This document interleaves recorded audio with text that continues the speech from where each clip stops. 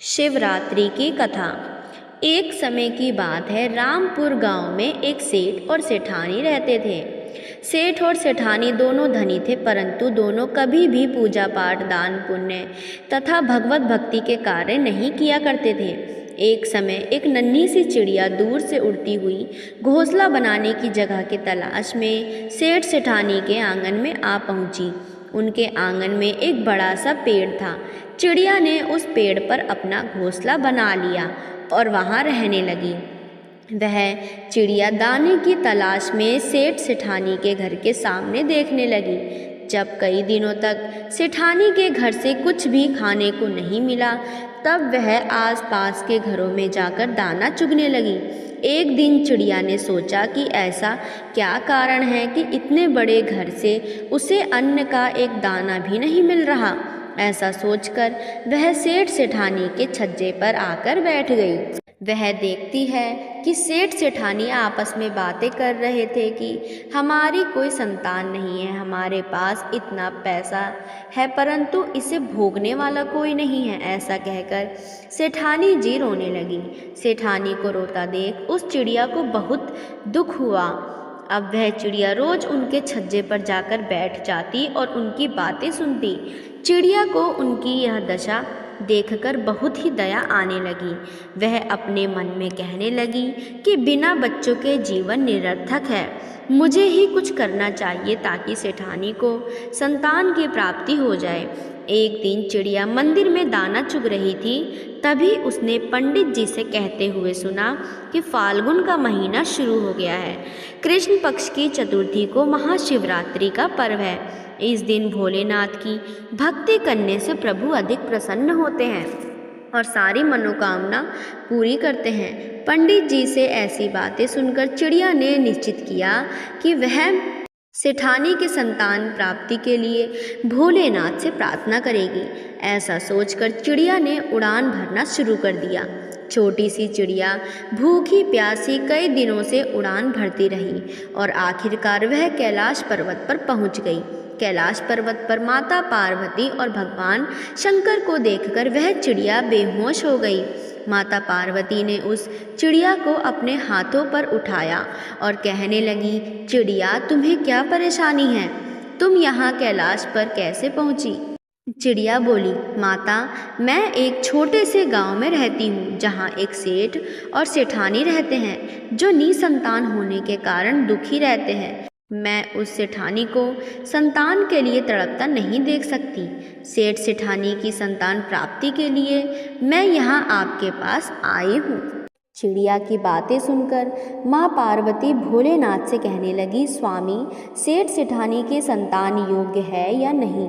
महादेव बोले, पार्वती सेठ सेठानी का संतान योग्य नहीं है क्योंकि उन्होंने कभी भी पूजा पाठ, दान पुण्य आदि के कार्य नहीं किए, इसीलिए वह दोनों निसंतान हैं। तब माता पार्वती बोली, प्रभु यह नन्ही सी चिड़िया उन दोनों के लिए यहाँ पर आई है तो इसे खाली हाथ तो मैं नहीं जाने दूंगी। भोलेनाथ बोले, हे पार्वती यह संसार सागर है, इसमें हर व्यक्ति किसी न किसी कारण से दुखी रहता है, तुम किस किस का दुख दूर करती रहोगी?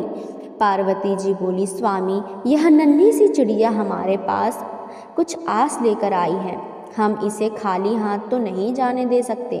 तब भगवान भोलेनाथ बोले, चिड़िया तुम्हारी भगवत भक्ति से हम बड़े प्रसन्न हैं, हम तुम्हें वरदान देते हैं कि आज से ठीक 9 महीने बाद सेठानी को एक सुंदर संतान की प्राप्ति होगी, लेकिन संतान प्राप्ति के बाद उन्हें पूजा पाठ, दान पुण्य आदि भगवत भक्ति के कार्य करने होंगे।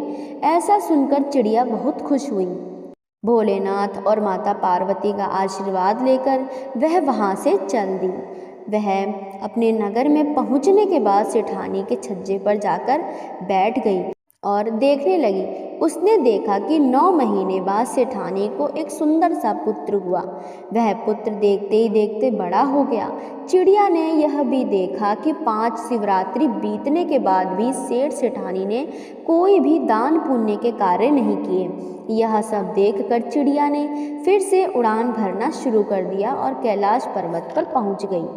और भगवान भोलेनाथ तथा माता पार्वती के पास जाकर हाथ जोड़कर बोली, हे प्रभु, आपके वरदान से सेठ सेठानी को संतान की प्राप्ति तो हो गई, परंतु वह दोनों भगवत भक्ति, दान पुण्य आदि के कार्य नहीं करते। मैं उनको समझा भी नहीं सकती। चिड़िया की बातें सुनकर महादेव और माता पार्वती ने साधु और साध्वी का रूप धारण कर सेठ सेठानी के घर जा पहुँचे और उन्होंने कहा कि हम भोजन करना चाहते हैं। सेठ सेठानी दोनों बहाना करने लगे।